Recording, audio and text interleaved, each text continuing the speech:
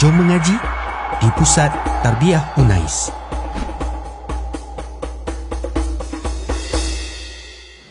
Kita nak tahu benda tu betul-betul tak barang Nabi. Contoh macam saya dah bawa jemaah pergi Turki kan. Di Istanbul kan, Museum Tok Kafir kan antara barang yang paling original. Paling banyak barang-barang artifak peninggalan Nabi. Dari rambut sampailah ke semualah, jubah dan sebagainya. Dia ada 3 benda yang kita nak sahkan. Benda tu betul tak barang Nabi yang diwarisi. Yang pertama, sanad. Sanad ni yang pemegang. Dia mesti tak terputus. Yang tu ada kajian lah. Dan kajian tu dibuktikan orang nak buat pameran tu, dia mesti dapat tu sanad tu, sijil tu. Yang kedua sijil. Sijil ni daripada Arab Saudi dan daripada Madinah, daripada Istanbul. Yang ketiga ujian DNA. Dalam barang yang saya tengok tu, ada satu jubah Nabi. Ni cerita ni yang saya rasa dengar tu, ya Allah sallallahu alaihi Muhammad. Jubah Nabi yang diberikan kepada pewaris yang pegang jubah Nabi tu, dia berasal daripada Libya.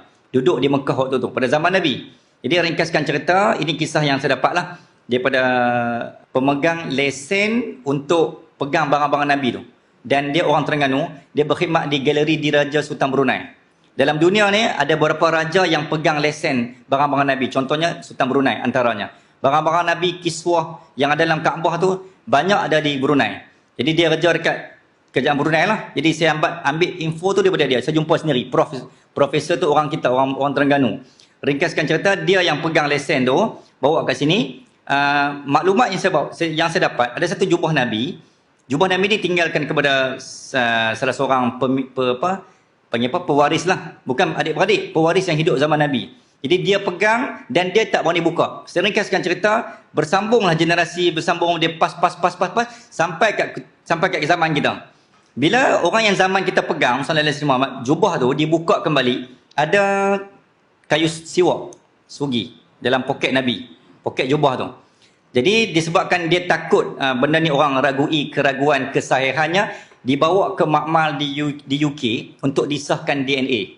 Adakah benda tu betul ke tak betul daripada Nabi? Okey. Sebab logik akal betul lah, kita boleh ragui 1400 tahun dah. Kan benda tu boleh lupus, benda tu boleh hilang, boleh reput, boleh 1000 tahun. Tapi ingat, benda pasal Nabi ni Allah jaga. Kita fikir, kita yakin yang tu. Logik akal barang kita setahun 2 tahun pun dah reput. Ataupun 10 tahun kan, barang kita lah orang biasa. Tapi barang Nabi Allah jaga. Jadi kita jangan samakan barang Nabi dengan logik akal 1000 tahun, takkan kot. Itu ayat logik. Okay, tapi ini Nabi, Allah ihtiram, Allah memuliakan.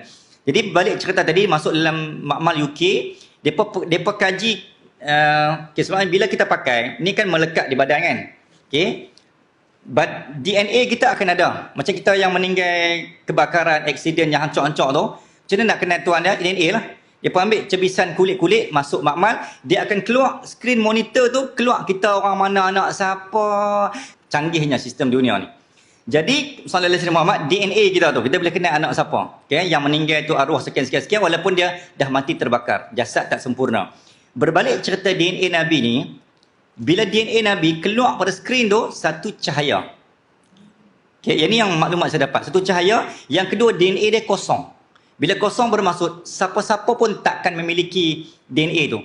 Satu-satunya manusia di atas bumi yang DNA dia kosong. Dia takkan mungkin DNA kosong. Sebab dia, kulit kita ada tuan. Dia mesti ada nilai. Nilai tertentu tu. Nilai tu bacaan tentang diri kita lah. Tapi DNA, semua barang-barang Nabi yang saya tengok tu semua kosong. Dan dia keluar skrin tu semua cahaya. Cahaya yang sangat luar biasa.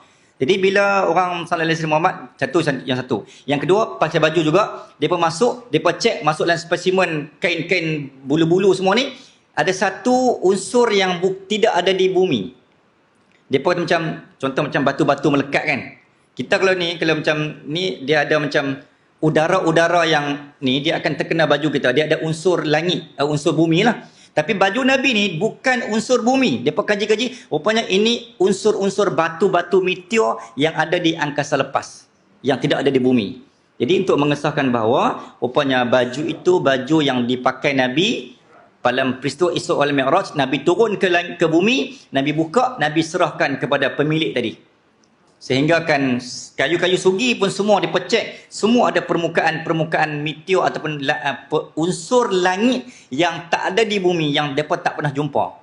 Ni semua yang pengkaji ni, yang mengkaji frontliner, pengkaji ni semua dah masuk Islam dekat United Kingdom. Nampak tak? Nabi dah wafat, tapi orang masuk Islam kerana dia dah ramai dah. Kita hari ni nak cari manusia macam ni memang tak ada lah. Kita masuk Islam selagi hidup dah kan. Tuan-tuan boleh ikut kuliah saya waktu hidup. Waktu meninggal tak ada lah nak ikut. Tapi Nabi dah meninggal, orang duk follow lagi. Itu antara mukjizat Rasulullah sallallahu alaihi wasallam. Okey. Itu antara, sebab tu saya kata benda macam ni, tuan-tuan jangan rasa rugi nak dengar cerita pasal Nabi, nak pergi tengok barang-barang Nabi walaupun jauh.